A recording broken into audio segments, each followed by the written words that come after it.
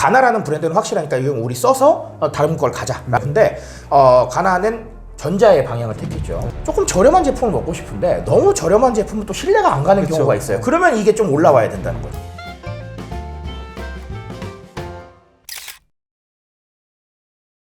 맞아요. 여기서 보면은 또 두 가지 선택이 있을 수 있을 것 같기는 해요. 뭐냐면 첫 번째는 방금 말씀 주셨다시피 가나라는 브랜드는 확실하니까 이건 우리 써서 다른 걸 가자라고 하는 부분이 있을 거고, 아니면 몰라 그거 아니니까 우리 생각에 가나라는 단어가 그렇게 프리미엄을 상징하는 건 아닌 것 같으니 그냥 하나 만들자, 이렇게 할 수도 있을 거예요. 근데 가나는 전자의 방향을 택했죠.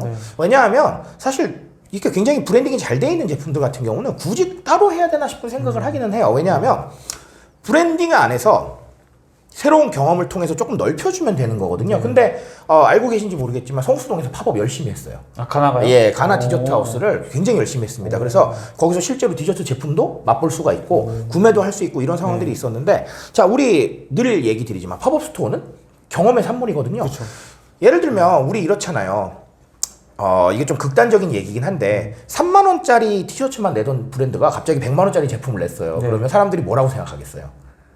뭐 비싸다고 하잖아요. 그럼요. 저희 뭐야? 이런 생각을 하겠죠. 근데 100만 원짜리 원래 제품 내던 브랜드가 100만 원짜리 내면요.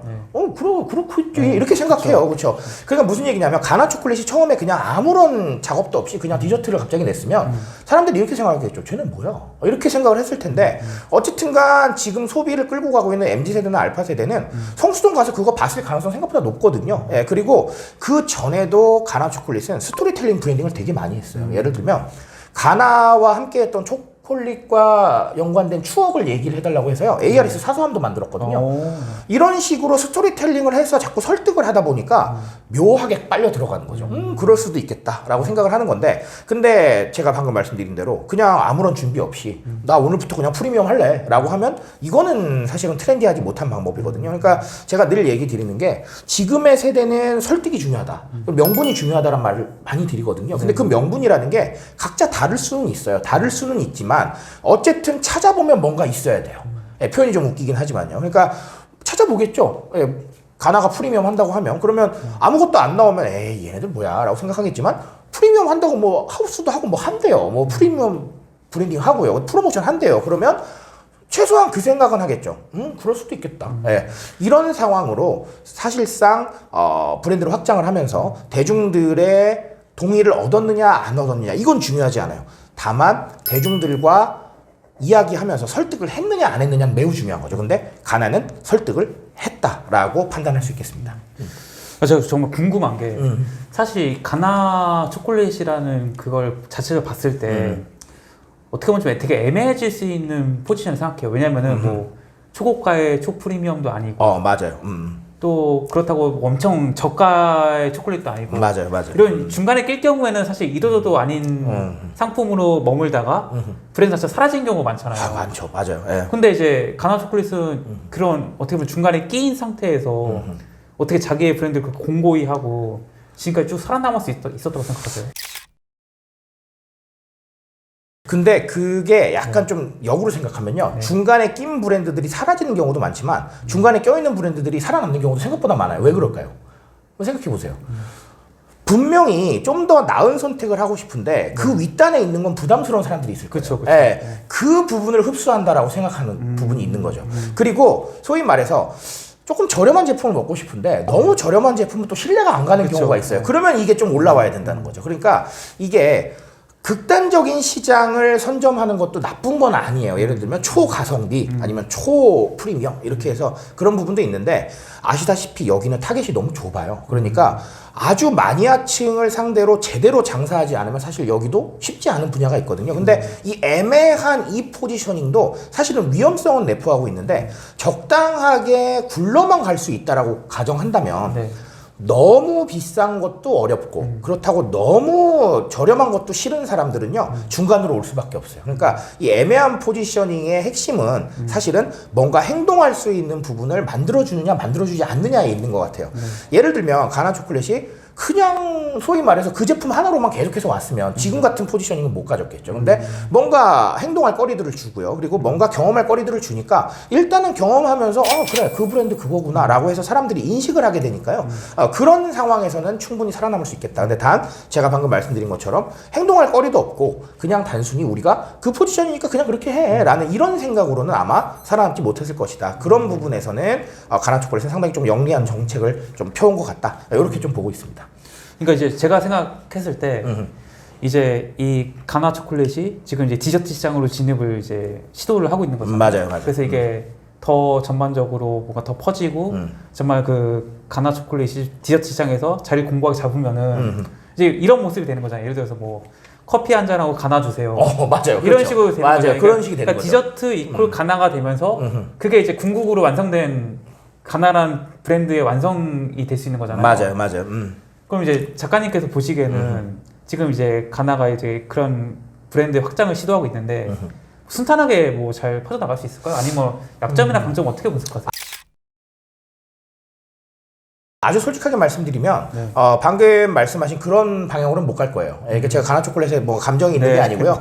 그런 방향으로는 못 갈 겁니다. 근데 하나의 가능성을 저는 생각하고 있는 것 같아요. 그렇다면 그 디저트를 그렇게 해서 우리가 어디 가서 굉장히 어렵게 그렇게 먹을 것이냐 아니면 쉽게 먹을 것이냐 여기에 대한 물으면은 쉽게 먹을 것이다 라는 거에 대한 판단을 하고 있는 것 같아요. 이게 똑같이 수행하고 있는 곳이 어디냐면요 편의점이에요. 네. 편의점에서 무슨 디저트 무슨 소싱하고요. 그리고 외부에 뭐 빵 명장이랑 뭐 콜라보해서 빵 내고요. 이게 거기까지 가는 걸 귀찮아하는 누군가는 있을 것이다 라는 이런 부분에서 차가 나는 거거든요. 똑같습니다. 디저트를 위해서 카페를 가기도 하고요. 그리고 디저트 맛집을 가기도 하겠지만 누군가는 분명히 가까운 곳에서 그래도 퀄리티를 좋은 걸 뭔가 좀 쉽게 사고 싶을 것이다 라는 생각을 하게 되는 거죠. 저도 똑같습니다. 이걸 우리가 일명 근거리 소비라고 얘기를 하죠. 근거리 소비라는 게 원래 어디서 나왔냐면 우리 팬데믹 때 나왔어요. 팬데믹 때 멀리 못 가니까 그냥 근거리에서 산다 이렇게 해서 나온 건데 지금은 어떻게 변모하고 있냐면 좋은 제품을 근거리에서 혹은 내 관심사가 있는 제품을 근거리에서 좀 편하게 산다. 이런 개념으로 좀 변하고 있거든요. 그렇다는 건 방금 말씀 주신 것처럼 그게 가장 베스트죠. 내가 정말 디저트 하우스에까지 입점을 해서 커피랑 디저트 가나 주세요 해서 디저트를 먹는다. 이게 최고의 선택이겠지만 그 선택까지 가기는 사실 어려울 것이다. 그렇다면 어느 곳을 겨냥하느냐? 맞아요. 그건 거죠. 근거리에서 조금 더 높은 퀄리티의 디저트를 먹고 싶은 사람. 똑같은 방식으로 편의점에서도 편의점 빵 말고 가까운 곳에서 조금 더 나은 빵을 먹고 싶은 사람 이런 수요를 건드렸는데 실제로 GS도 그렇고 CU도 그렇고 인하우스 빵 브랜드들이 잘 팔려요. 그렇죠. 생각보다 잘 팔려요. 그 수요가 없는 게 아니다. 그렇다면 그 수요를 공략하면 상당히 좀 가능성이 있어 보인다라는 거고요. 근데 반면에 방금 말씀하신 것처럼 우리는 완전히 독립된 디저트로 뭔가를 좀 해보고 싶다. 이 부분에 대한 거는 조금 가능성이 낮지 않을까. 네, 그게 바로 리스크다. 그런 판단을 한다면 근데 역으로 방금 말씀드린 것처럼 조금 더 대중적인 판단을 한다면 그게 가능성이 되지 않을까. 네, 이렇게 좀 보고 있습니다.